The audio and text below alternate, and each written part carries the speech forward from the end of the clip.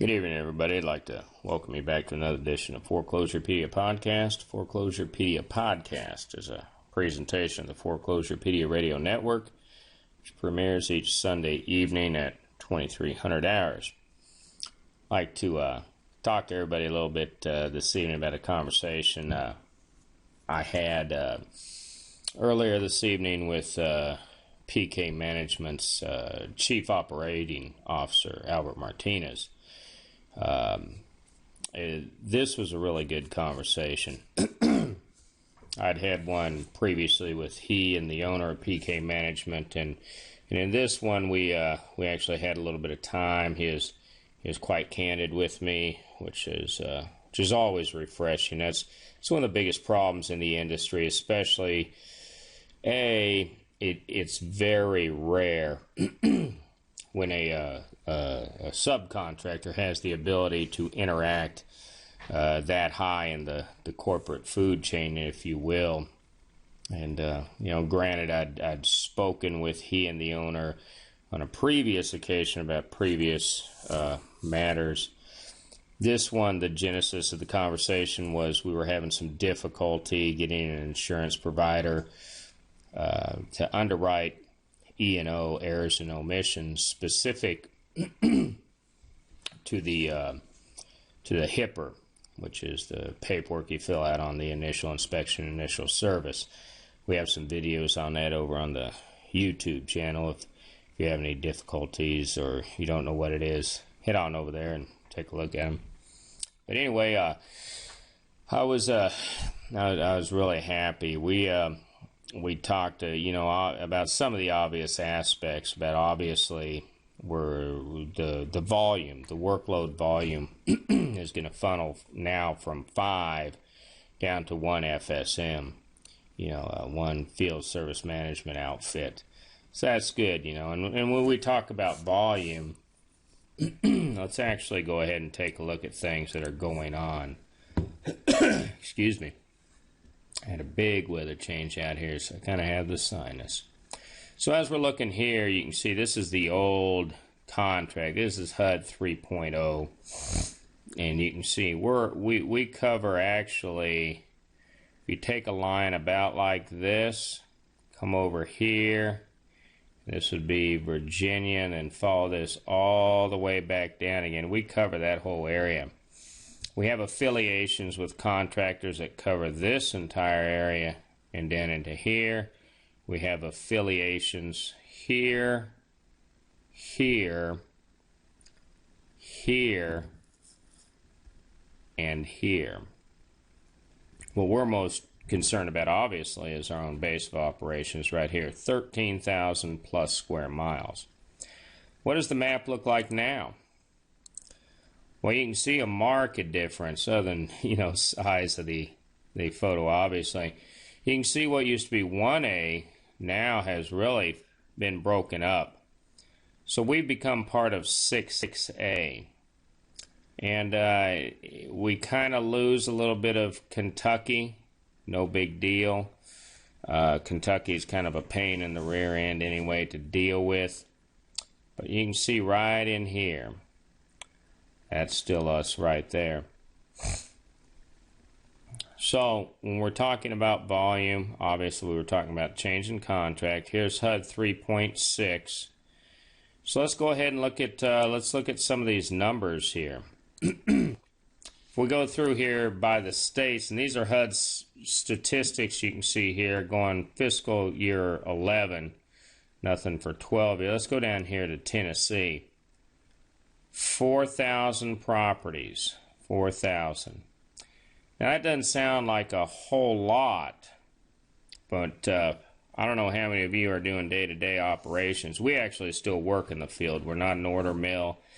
And let me tell you, it's 23:55 hours right now. I got in about 45 minutes ago. We broke camp about 06:55 a.m. and we've been doing nothing but working today. And I mean real work. We did, 3 initials. We liaised with several contractors. We still run on our site. If you go over here to our site,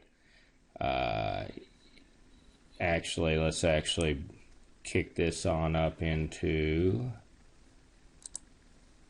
we actually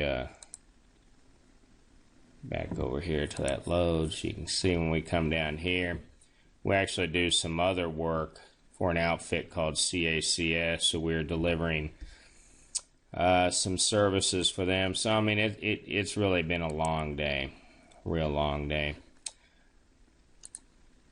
HUD 3.0, what are we dealing with? What's going on? This comes from the actual HUD documentation. This is the meeting that all the companies went to find out what was going on. This traces its roots back in 2 and 3, and this is what they wanted per se to be going on over in here. This is the problems that they were having, and this is the big deal right here. They finally got that single contractor portion going on. The 260, that's our deal. That's HUD's, if you will, all behind the scenes databases that deal with everything. This is HUDhomestore.com, how the properties are put up for bid and such. But anyway, all these documents, you do a little searching around, or in our instant case, we actually called Craig Carnes and started and drafted, like you know in the other podcast, drafted some letters down there and got some access to information. But anyway, what I want to do also is just on a side note, because this is part of the whole game, I'm going to do a whole podcast on this. You guys need to take note. 5.1.12.5. No pre- and post-conveyance work. Now, by and large, this is dealing with at the same address. I see this just going across the board industry-wide. Now, this is all part of 3.6. This was in the draft. I haven't seen the final. I'm actually waiting for a hard copy from the senator's office, but so back on over here, let's talk a little bit about PK Management Group. Spoke about the owner. This fellow right here is a gentleman that I actually spoke with today. I was really impressed. I think he felt a little more comfortable with me. He realized that the issues that I was bringing up and the manner that I was bringing them up wasn't from a personal point of view. It's business. And I think that's one thing that oftentimes contractors, contractors actually confuse. They allow their emotions to become involved in business. And that's a very dangerous activity. You have to keep your cool. You have to formulate what is going on in your mind, and you have to use the English language in a proper manner to present those, whether they're ideas, proposals, grievances. In my case, I felt that they were grievances. Whether or not you win or lose, the people, if you will, sitting on the other side of the table are going to say, hey, this gentleman has some points. He didn't bang the phone against the wall. He's not screaming at me. He's not cussing at me. And I don't mean just gentlemen, ladies as well. I know there's female business owners out there, so I meant no disrespect. But anyway, we'll keep it in the masculine gender, so I don't have to switch back and forth.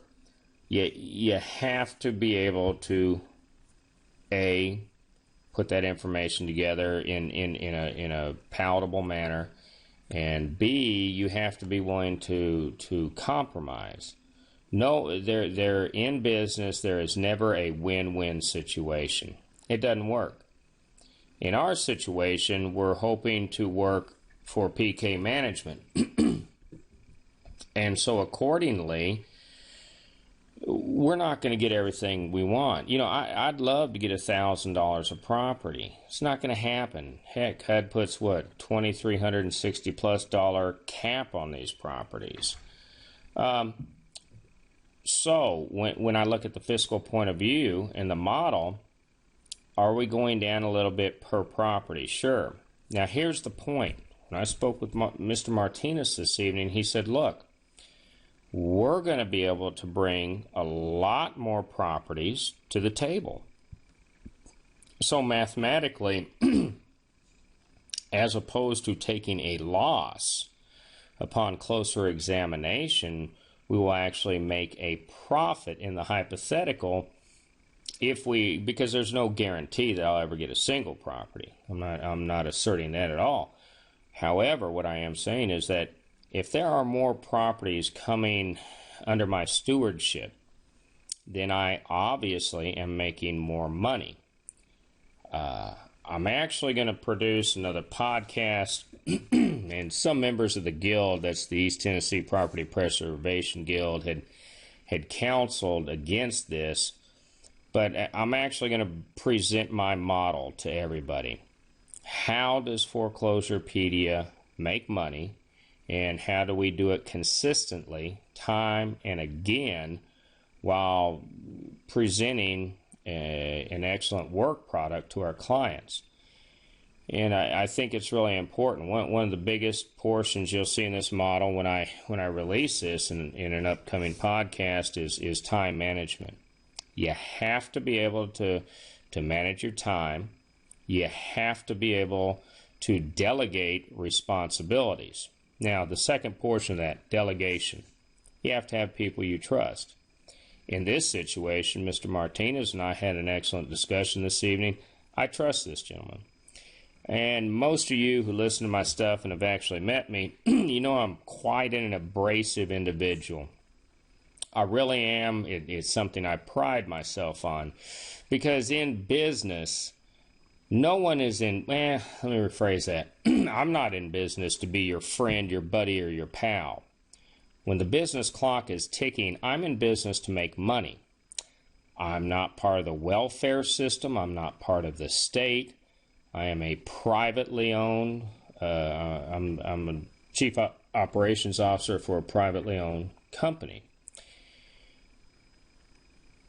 Mr. Martinez, I mean, it wasn't just the information that he conveyed to me, of which I'm not going to get completely into. What it was I judge people on several things. If I'm standing in front of you, I'm going to look at your gesticulations. That's your body movements, how your eyes are moving, where they are moving when you make a statement. You know, I mean, this is, this just goes back to military intelligence days. The second thing is, if I'm not in front of you, but I'm talking to you, you know, telephonically, I'm going to listen to your voice. Everybody, no matter what, has what's known as a tell. And that term, Google it, you know, it goes back to the Old West days, primarily with gambling. You can hear in the tone of people's voice whether or not they're feeding you a line of shit. You know, and I don't mean to use a crude word there, but there's no other line to use. Mr. Martinez, I mean, he was very comfortable. So, you know, my position is that I think going forward that the working model that PK Management is eventually going to come out with, I think it's going to be a good model. I think what it's also going to do is that it's going to thin out the herd. And what I mean by that is, and everybody who's listening to me, probably about 6% of you are going to be quite offended. And that's because the 6% of you whom are offended have no business in this industry. You really don't. The other 94% of you probably, and this is a guesstimate, I'd say about 75% of you will probably make it. And that's because, you know, those of you whom don't probably have the ability to become fiscally responsible. That's the role of HUD 3.6. HUD finally said, look, we're spending a lot of money and we're getting a really crappy product. That's not to say that the FSMs in play now, A to Z, Cityside, AMS, are crappy companies. That's just saying that the individuals whom they hired at certain points in time made, erroneous decisions which directly impacted how those properties were maintained. By constricting the market under one FSM, this is going to give a greater oversight, I believe, of the actual contract, at least as it applies to us out here. How it applies everywhere else, I don't know, and I can't comment to that. The reason I think it's going to be more efficient and more effective is if the government only has one company to interact with, it has one set of protocols, if you will, of policies and procedures that it has to thumb through. It has one point of contact. It can get that information immediately. That company as well knows that if it screws up once, it's gone. Because this is a sign of the 21st century economic times. So I'm encouraged about that. We didn't talk too much about the tech portion or how the paperwork's going to upload or anything.